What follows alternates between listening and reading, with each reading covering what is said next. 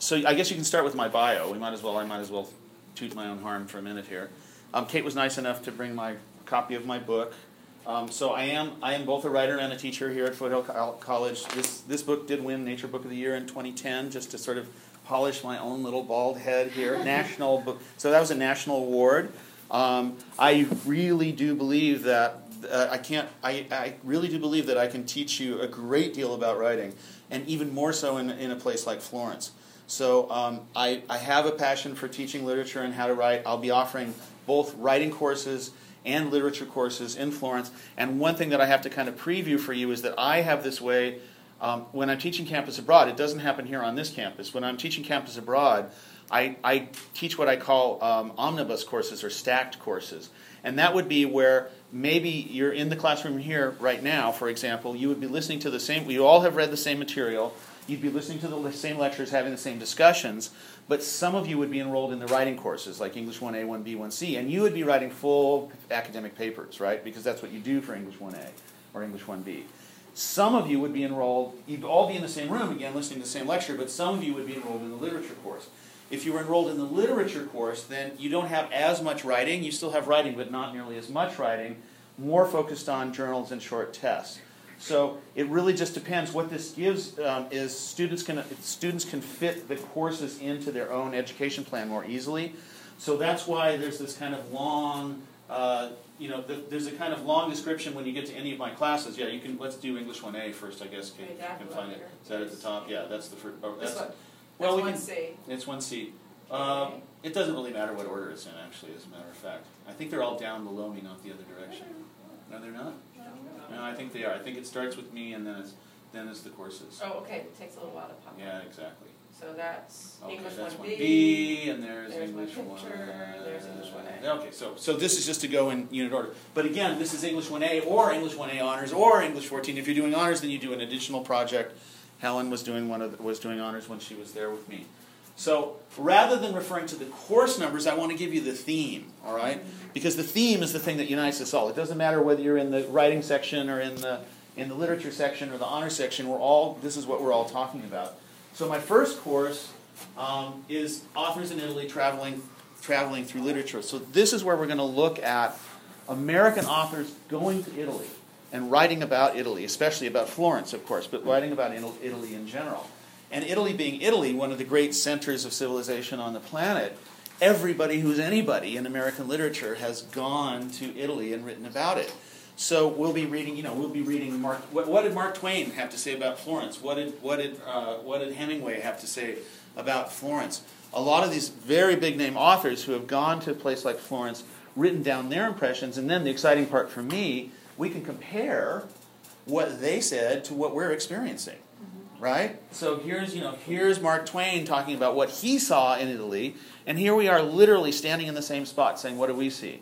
And that's where some of the journal writing and some of the other experiences come out of that as well.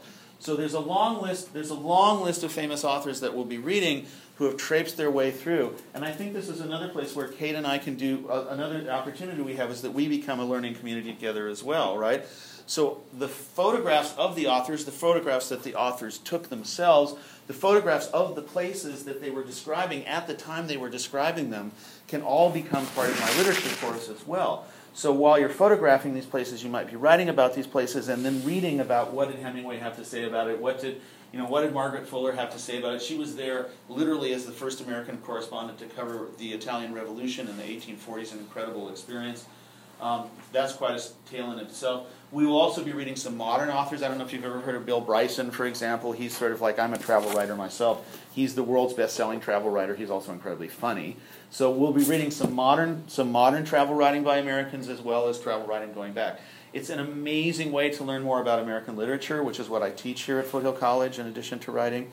But it's also an amazing way to learn about Italy and to say, you're not the first or the last Americans who will be coming to Italy and falling in love with it. So you can watch these other authors fall in love with it, and then you can fall in love with it yourself.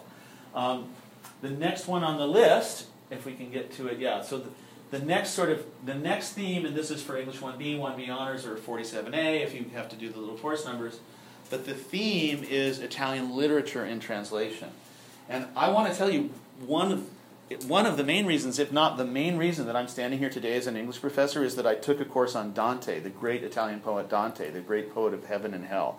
I took a course on Dante when I was an undergraduate at my institution, right, which is way off in Massachusetts, and it changed my life, right? I mean, literally, I never recovered from that. Here I still am. So I can't tell you how excited I am to be able to teach authors like Dante and Machiavelli, right? We'll look at the letters of Michelangelo. We can go all the way through again to modern Italian literature and translation. So Italo Calvino and Umberto Eco and all these kinds of people who have major international reputations as Italian writers. So this is another dimension of your Italian life and culture course. But these authors are so much fun. So another way to say this is I will take you through hell to heaven, because that's what Dante does, right? And we'll be reading their, of course, we'll be reading their works in translation. If any of you have enough knowledge to read it in Italian, of course you can read it in Italian also. But I couldn't read a word of Italian when I was back doing the Dante, and it still just completely blew me away. So, and once again, Dante is the poet of Florence, so he's literally describing scenes and people in Florence in the middle of his great epic poem. When Machiavelli is talking about the power of politics and how a prince, his famous work is called The Prince, he's writing about how to govern Florence, right? How do you govern this city-state? How do you do that? How do you be the prince? How do you be the prince? His famous line is, "It is better to be feared than to be loved," which I don't believe in, by the way, as an instructor, but there it is. So you can experience the incredible richness, and at the same time that you're experiencing the art, at the same time, here's Da Vinci. So at the same time, Da Vinci, the great polymath, right? The great engineer, the great sculptor, the great painter, the great architect, the great military genius, and was also writing these incredible journals in his backwards mirror script, etc., etc. So what a way to go. And by the way, we'll be using a book called How to Think Like Leonardo da Vinci for the critical thinking part of the English 1B. So we'll be, isn't that nice? I'm excited about that. Okay, so that's the English 1B. Let's just do the English 1C, and then we'll get around to the question part. So for English 1C or English 48A or English 1C Honors or whatever. So the theme of this course is Italians in America, right? So my first course is Americans in Italy. The second one is Italian literature and translation, right?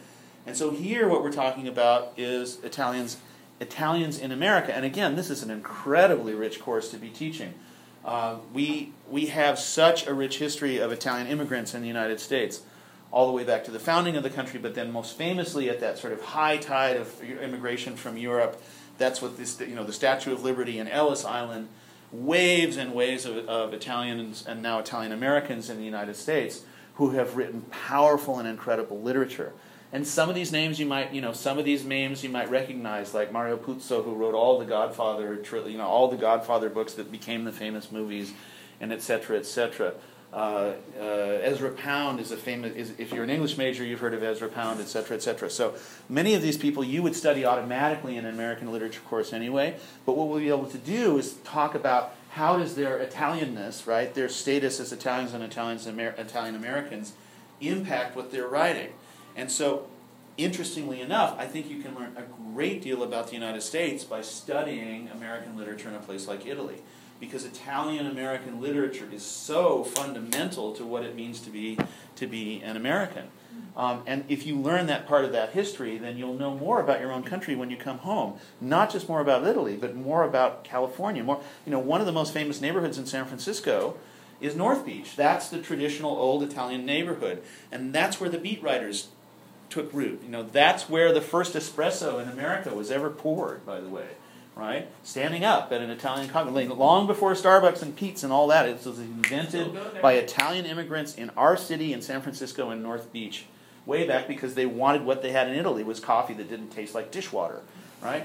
So now now we're all signed up and we're $5 a cup and all that kind of stuff, but whatever, there it is. So that's just one example of how the rich history of Italians in America is all about us. It's all about California. It's all about San Francisco. It's all about who's in the room. I don't know if anybody in the room has Italian ancestry in your family tree.